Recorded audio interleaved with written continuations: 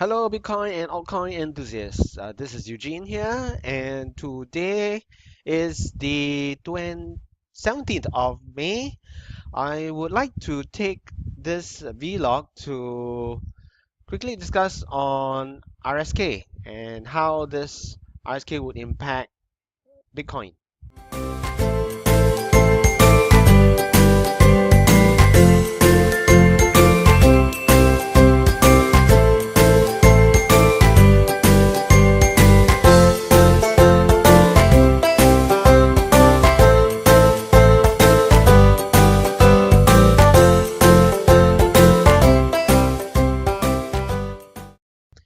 It was my leader from Bitcoin Network that informed me on this possible launching of a Rootstock platform, probably by in the next few months or possibly by the end of the year. Now, this RSK development is based on the two-peg sidechain technology that will be on the Bitcoin blockchain. You may have heard of the sidechain technology, a sidechain that is riding on the Bitcoin blockchain, but you may be wondering whether it is even viable in the first place. Bear in mind, this sidechain technology is actually similar to the SegWit sidechain technology, and SegWit has been launched on Litecoin. So the fact that like SegWit sidechain is actually working on Litecoin, then there is very high hopes that the Rootstock sidechain will also implement very well on the Bitcoin blockchain. Okay, now first of all, I would probably go through not the entire details of RSK, but I will refer to the white paper, the conclusion part of the white paper. So if you would like to download the white paper itself, all you need to do is just go over to Google Rootstock white paper. It's probably on the first few links. Download that and you will get the PDF white paper. It has 24 pages. And if you were to go over to the last page, it would be the conclusion page. You can just quickly pause this video so they can read through it, but I will also go through it point by point so I can add in my comments as what each of these points would mean. Now, firstly, in the first paragraph, Rootstock represents the accumulation of 4 years of blockchain technology improvements, and it will allow the cryptocurrency ecosystem to make use of the best features of programmable money and payments while increasing Bitcoin, the currency value. Okay, I guess this is just an introduction of what the overall perspective of how RSK would have a positive impact on the value of Bitcoin as far as the RSK core team is concerned. Now, the second paragraph, it will allow developers around the globe to create personal and corporate decentralized solutions that run in the most secure network worldwide with low transaction costs and fit an ample range of needs.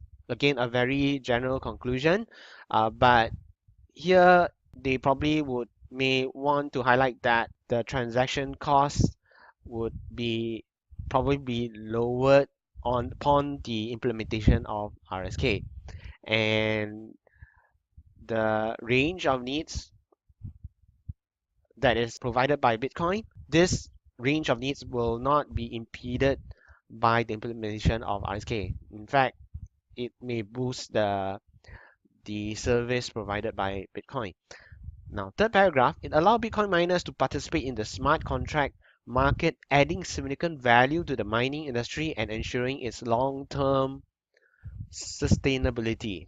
Here, I would think the main keyword is the participation of the smart contract market. So, by adding RSK sidechain to the Bitcoin blockchain, now Bitcoin would then become more competitive as far as smart contract features are concerned. So it will be I wouldn't say a threat to Ethereum, since Ethereum is a smart contract based blockchain, but it will make it more competitive to Ethereum. However, I have friends that ask me, if let's say RSK was to be launched, is Ethereum price gonna go down? I would say that it will be a short-term knee-jerk reaction by traders that upon launching of RSK on Bitcoin, the price of Ethereum may take a slight dip, but overall the market cap of all major altcoins are increasing rapidly. So it will just be a small dip from my point of view, but Ethereum price will just continue to surge. Okay, that's for this third paragraph. Now, the fourth paragraph, it will contribute to the creation of a broader base of miners, strengthening Bitcoin's network's security. Okay, what this means is this. If you had watched my previous video log where I was comparing between proof of work and proof of stake mining, Bitcoin, as you know, Bitcoin runs on a proof of work consensus. Now, the proof of work consensus has different features. However, referring to the slide which I was showcasing in my last video log, in that infographics, I refer to the last feature here. On the left, you have the proof of work. So the proof of work, the point, this fifth point for comparison between proof of work and proof of stake is that proof of work may lead to a dominance of a smaller group of leading mining pools, whereas for proof of stake usually ensures a widespread out network of miners over the long term. So this proof of work concept for Bitcoin mining, the fact that over long term there may be less and fewer number of prominent miners on the Bitcoin blockchain may be a slight, I would say, disadvantage as far as security is concerned for the Bitcoin blockchain, since it's riding on the proof of work. Now, to prove this point, I'm not sure whether I could do this, use this proof. Now, let's say I go to Blocktrail, blocktrail.com, and over at the Blockchain Explorer, I go over to the Explorer. Now, what I want to do is to indicate that over time, the number of prominent miners actually is reducing on the Bitcoin blockchain. Okay, for example, let's say on the hash rate distribution, this is actually a list of all the major miners that we have with the blockchain, on the blockchain. If I was to go back, refer to period all the way back, you will see that the number of Bitcoin miners on the hash rate distribution actually is quite long. The list is actually pretty long. Okay, it even goes further down another 80 more. So the list is pretty long. But if I was to reduce that period, the view period, the number of miners actually seems to be reducing. I go down further to, let's say, 6 months. It's actually reducing more. And I go down to, let's say, 1 week. The list just shortens. So the number of prominent miners seems to be the dominant miner seems to be reducing over a longer period of time for the Bitcoin blockchain. So as far as security is concerned, this may be a slight negative point for proof of work mining. So coming back to the white paper, what this fourth paragraph is saying that is that with the RSK side chain, it actually helps in the creation of a broader base of miners, strengthening the Bitcoin network's security. That means it will actually help broaden out the number of dominant miners. So hence increasing its security. I was going through the whole white paper. I believe coming to this broadening of prominent miners, I go ahead and look at, I believe it's here, under, here you go. Protection of Bitcoin miners investment. In August 2016, Bitcoin mining profitability margin will fall to less than 50% due to decreasing block reward from 25 Bitcoins to 12 Bitcoins. Further down, almost all current miners that have not replaced their hardware will see the end of their mining business. Rootstock, thanks to its merging mining capabilities, brings the opportunity to these miners to keep on business and at least 4 more years. Since Bitcoin merge miners can mine both coins with zero marginal cost, miners will still be able to mine Bitcoin as long as additional income provided by Rootstock mining compensates the profitability gap. In what this means is that because of Rootstock, there will be additional profits made by the miners. So the less dominant miners will not just get phased out so easily. It will make Rootstock will make it more sustainable for less competitive miners. Hence, the network of less dominant miners will actually stretch out. And with this broader base of less dominant miners, it actually makes the entire network more secure.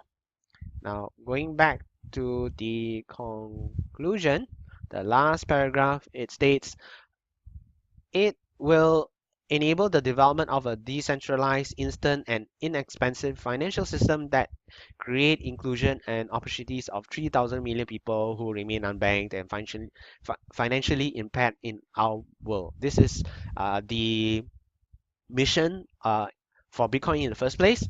So RSK core team is saying that they support what the Bitcoin mission is initially. Okay, I sincerely believe that with the implementation of RSK, the price of Bitcoin will go up because not just for all these solutions, but in addition, it will help with solving the scalability and malleability issue and debate that has been plaguing the Bitcoin space all this while. Even though now we know that the SegWit may ultimately win this scalability issue, but with RSK round the corner, well, it's a beautiful solution. Once implemented, it will probably boost up the price of Bitcoin. Before I conclude this vlog, I would like to quickly go through the altcoin trading results that I've achieved for last week. So I am at my table of results for altcoin trading. I am actually trading altcoins separately using my manually generated technical analysis signals. And also at the same time, I actually found a source of reliable signals. This source of signals give on a daily basis one or two signals which include the asset to purchase, rather the coins, what price to buy and what price to sell. So for last week, I made these trades from the 8th of May till the 12th of May. That's Monday to Fridays. That's the days which the provider will provide the signals. And my capital due to these trades has grown from the previous weeks of 104% of my capital to a new high of 106.69%. So out of these trades, we have 8 trades. 5 of them are win trades, whereas 1 is a loss and 2 are pending. So the range of wins was, as you can see here, for XRP was 7.59%, ETC 9.83%, another XRP trade for 7.37%, ETC 2.28%, and NEM at NEM at 4.58%. I would say these are good signals because out of this 8 trades, I actually get 5 wins, 1 loss. These 2 pending are actually unconfirmed yet because I'm still holding them. I have not sold them yet, so I cannot yet determine whether it's going to be they will be win or lost. So I'll hold them for a while and see where they go. Now, as far as this signals that I'm testing, I will probably continue testing for the next 1 to 2 months. Once I am very certain these signals are confirmed, very reliable and good, I will then share what this source of signal is. So that's all for today's vlog. If you had liked this video, please hit the like button.